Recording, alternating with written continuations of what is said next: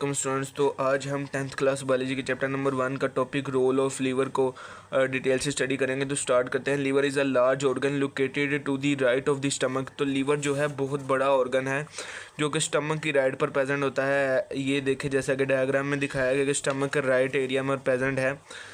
और ये जो अडल्ट ह्यूमन है यानी कि जो जवान है ह्यूमन, उसमें जो है इसका वेट होता है 1.5 kg, 1.5 किलो के बराबर होता है इसका वज़न। There is a sac like organ called gall bladder. तो जो लीवर के साथ जो है सैक लाइक यानी कि थैलीनुमा ऑर्गन होता है जिसको हम गॉल ब्लैडर कहते हैं। ये देखिए ये वाला गॉल ब्लैडर है on the ventral side of the liver. ये वेंट्रल साइड है लीवर की, इसमें प्रेजेंट होता है जो कि नीचे लीवर की वेंट्रल साइड है। Liver secretes bile. तो लीवर जो है एज यू नो कि मैंने आपको पिछले लेक्चर में बताया कि लीवर जो है बाइल की प्रोडक्शन करता है जो कि फैट की मल्सिफिकेशन करता है यानी कि फैट्स को छोटे छोटे ड्रॉपलेट में कन्वर्ट कर देता है। जो बाइल है वो फिर गॉल ब्लैडर में टेम्परेली स्टोर होता है। ये जो लीवर से क्रिएट होता है और फिर गॉल ब्लैडर में स्टोर होता है।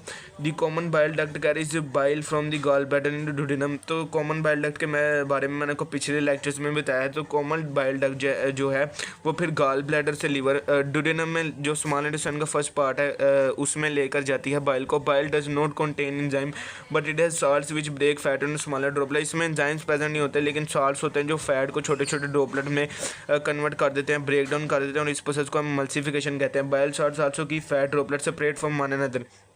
और ये जो साल्ट्स हैं, ये जो फैट के ड्रॉपलेट हैं, इनको एक दूसरे के से सेपरेट रखते हैं। It helps the enzymes to tag on lipid. और जो लिपिड जो हैं वो फैट से ही मिलकर बने होते हैं। तो ये जो एंजाइम्स को हेल्प करते हैं ताकि वो लिपिड पर एक्ट कर सके, उनके डाइजेशन हो सके। लीवर आल्सो प्ले में लीवर जो है उसके बहुत से फंक्शन हैं बॉडी में डाइजेशन के अलावा, तो इनको भी स्टडी करते हैं। तो जो फर्स्ट वन है store glucose as glycogen, break glycogen to glucose when required. तो इसको मैं आपको डेप्थ में जाकर इस लाइन को समझाता हूँ। तो जो लीवर जो है वो ग्लूकोज को जो है ग्लाइकोजन के तौर पर बॉडी में स्टोर कर लेता है, अपने अंदर स्टोर कर लेता है। Break glycogen to glucose when required. और जो ग्लाइकोजन है उसको फिर ग्लूकोज में ब्रेक डाउन कर देता है जब बॉडी को नीड होती है। तो बेसिकली इसको हम इस तरह से भी कह सकते हैं कि जो लीवर है आपने सुना होगा कि फैटी लीवर हो जाता है कई लोगों को। तो ये जो है ये जो ग्लूकोज है जो हमारी बॉडी में एनर्जी है उसको स्टोर कर लेता है। और जब हम खाना नहीं खाते या हमारी बॉडी जब हम पूरा दिन ना खाना खाया हो तो हमें लो फील होता है स्टार्टिंग में। अगर आप फास्टिंग में करते हैं तो जो जिस तरह से मुसलमान रोज़ा रखते हैं तो स्टार्टिंग में लो फील होता है लेकिन एंड पर ठीक होने लग जाए। तो बेसिकली अगर आप कितने 3-4 दिन भी ना खाना खाएं तो आप ज़िंदा रह सकते हैं, इससे ज़्यादा भी रह सकते हैं। तो जब बॉडी में जो है खाने की कमी हो जाती है, न्यूट्रिएंट्स की कमी हो जाती है, तो स्टोर्ड जो ग्लाइकोजन होती है इसको फिर ये ग्लूकोज में कन्वर्ट कर देता है और फिर जो एनर्जी प्रोवाइड करती है। और लीवर जो है फैट सोल्युबल विटामिन को स्टोर भी करता है जिसमें हम ए डी ई के ई एंड के जो है ये फैट सोल्युबल विटामिन इनका स्टोरेज के तौर पर भी काम करता है। और ये अमाइनो एसिड्स को ब्रेक करता है और इसके दौरान जो है हार्मफुल अमोनिया जो है प्रोड्यूस होता है। अमोनिया बेसिकली जो है हार्मफुल सब्सटेंस है जो बॉडी को नुकसान पहुंचा सकता है, वेस्ट प्रोडक्ट है।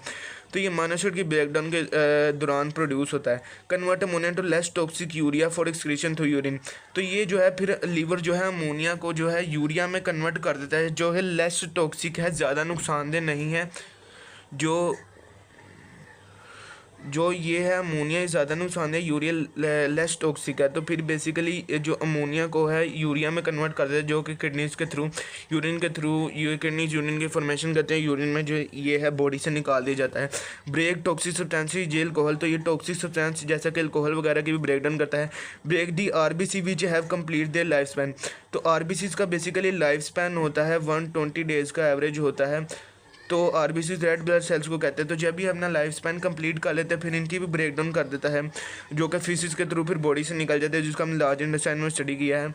फिर पेस विटामिन ए फॉर कैरोटीनी। तो विटामिन ए को जो है वो कैरोटीन के लिए प्रिपेयर करता है, produces heat in cold temperature पर स्पीडिंग अप मेटाबॉलिज्म। और जब हमें सर्दी वगैरह लग रही होती है जो कोल्ड इन्वायरमेंट में जब होते हैं तो फिर ये जो है मेटाबॉलिज्म यानी कि जो बॉडी में रिएक्शंस हो रही होते हैं, मेटाबॉलिज्म को बेसिकली इस तरह से भी डिफाइन करते हैं कि sum of all chemical reaction occurring in body is called metabolism. तो फिर ये इसको स्पीड अप कर देता है और जो है कोल्ड टेम्परेचर्स में भी हीट प्रोड्यूस करता है बॉडी में, ताकि जो बॉडी का है नॉर्मल टेम्परेचर मेंटेन हो सके। जिस तरह से आपने देखा होगा कि हम सर्दियों में नट्स वगैरह खाते हैं